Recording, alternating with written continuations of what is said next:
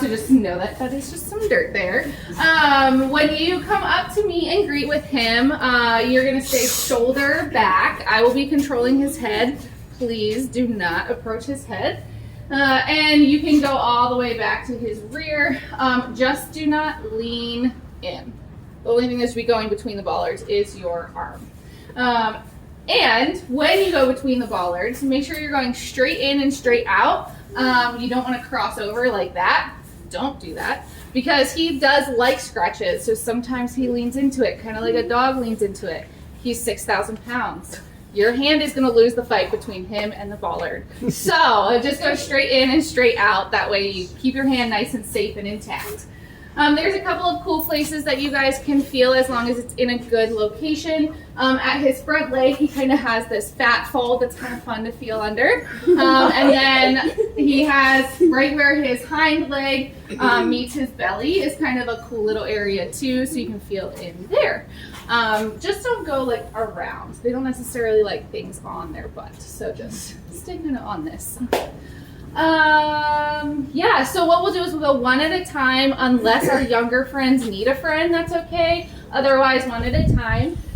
And then once everyone in your group is finished, we're gonna kind of make like a conveyor belt. So like once you guys are all finished, you're gonna come down, and then we'll all move down. So that way everybody gets a nice look at his head and his whole body and everything.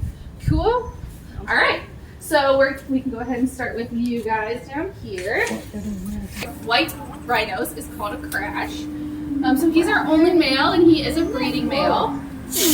At his previous facility, he lived with one female, but he was pretty much friend zoned by that female. So he has never sired a calf. So he's here on a breeding loan, and he loves our females, and they love him. So hopefully we will get a Mufasa first, which would be super duper exciting. So since Mufasa has not ever had a calf, his that way, line back. His genes are brand new to the white rhino population, and so that's super important for our species survival plan. Is that we keep the white rhino population very genetically diverse under human care. So it would be a huge success for Zoo Tampa to be able to get his genes into the white rhino population, which would be super fun. Do you guys have any questions about white rhinos? I mean, I can keep talking, just give them an opportunity for questions. How long do they, what's their average lifespan? Yeah, so under human care, they will live into their 50s, late 40s, early 50s. He is 18, so he's got a lot of life ahead of him. Oh, Do they live with each other in here?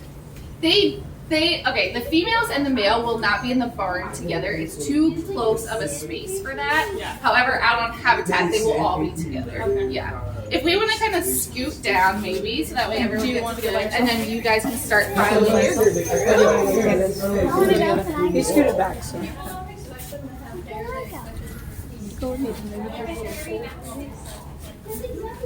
So southern white rhinos have two horns. They've got that primary horn, which is the big one you see here, the nice sharp one. And then they have that secondary horn.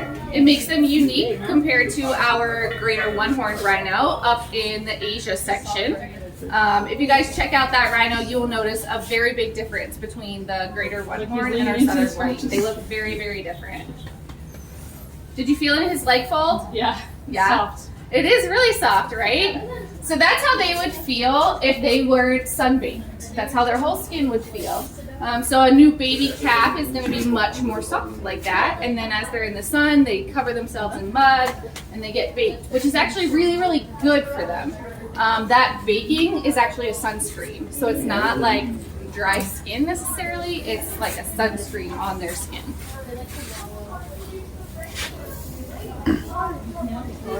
About how big do their horns get? So their horns can get as big as they want them to. So their horns are made of keratin, which is the same thing as like our fingernails and our hair. So they can grow it as long as they want. They can shape it however they want. So Mufasa likes his to be nice and long. There are rhinos that you will see that will have horns that might be like 1.5 that size. So much larger and longer. But when they're under human care, they tend to keep their horns a little bit shorter just because they don't need them as much because they don't have any predators or anything. So when you said that they shape them, do they end up, because I see he's got a little gash in the second horn, Yep. do they end up like chipping it sometimes? So he loves to rub his horns on the little chains here and on our kiwi wire, and so he will, he gets those little grooves in there because of how he rubs on the chains. And these chains here are actually our baby proofing, because when a rhino calf is born, it can fit through these rods. So this is our baby proofing, so that you So don't have any rough. escaped baby rhinos. A baby Oh, rhino he's so is soft about right here. 100 pounds when it's born, and then will gain 100 pounds every month for its first year. So Oh, that it'll be about feels 1,300 pounds by the weird. time it's It's so hard and rough. And I came back and thought she was. Yeah, it's very interesting to see how the different parts feel different. I would like your snake earrings. Thank you. No, I just noticed that. They gain 100 pounds every month in their first year, so they don't stay small for long. Yeah. Yeah. The biggest thing I noticed